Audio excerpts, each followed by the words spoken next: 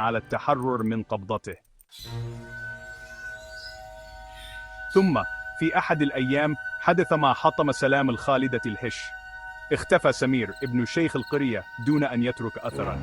شوهد آخر مرة يلعب قرب الغابة التي تسكنها سعيد. سيطر الذعر على القرية. شكل القرويون فرق بحثوا عنه في كل مكان.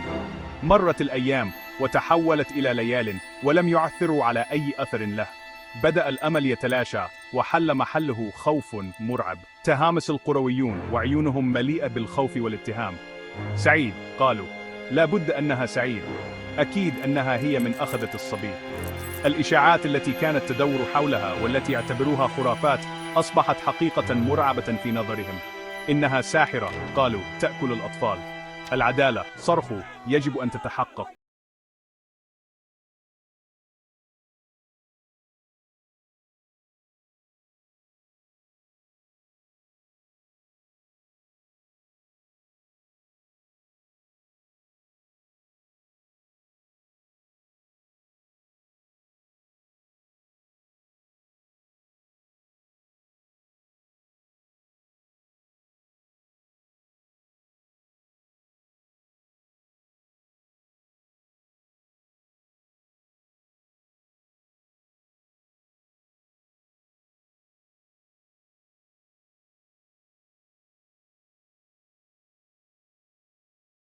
كانت ستفجر غضب.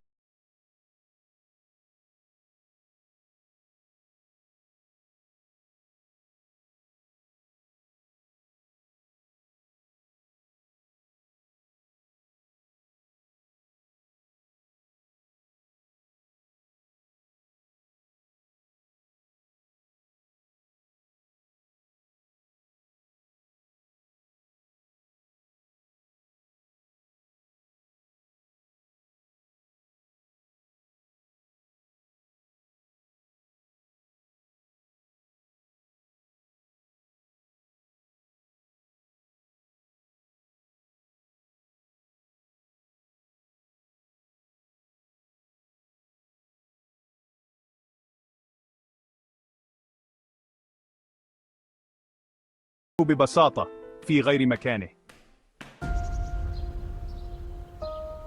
كان قروي الخالدة أناسا بسطاء يكدحون في الحقول من الفجر حتى الغسق.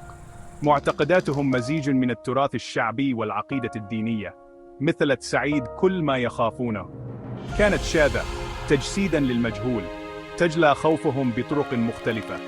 تجنب البعض الطريق المؤدي إلى منزلها. بصق آخرون على الأرض أثناء مرورهم. حذر الأطفال من النظر إليها مباشرة.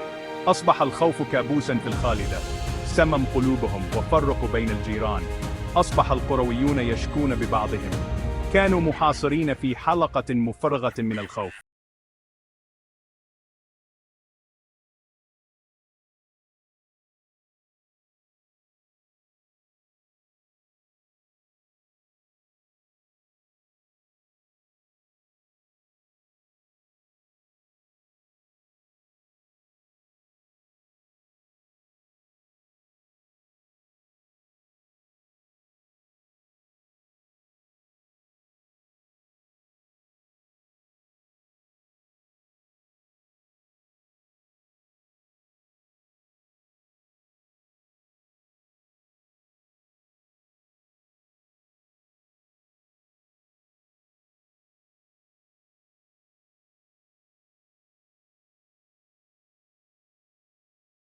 العدالة، صرخوا، يجب أن تتحقق.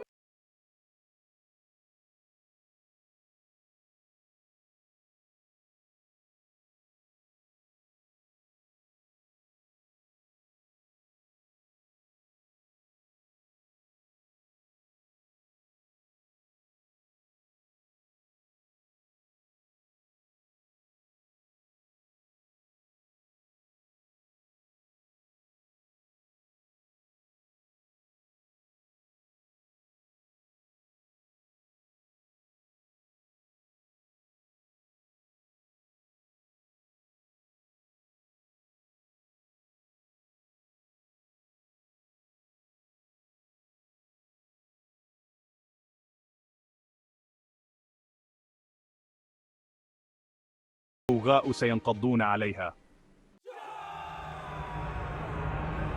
بينما كان الغوغاء يقتربون، قطع صوت وحيد الفوضى. كان ذلك فريد المعروف بتشكيكه. توقفوا! صرخ وهو يشق طريقه نحو الأمام. ما دليلكم ضد سعيد؟ جعلتهم كلماته يتوقفون. تكلمت سعيد بصوت لطيف. الصبي ليس مفقودا، قالت. إنه ببساطة في غير مكانه.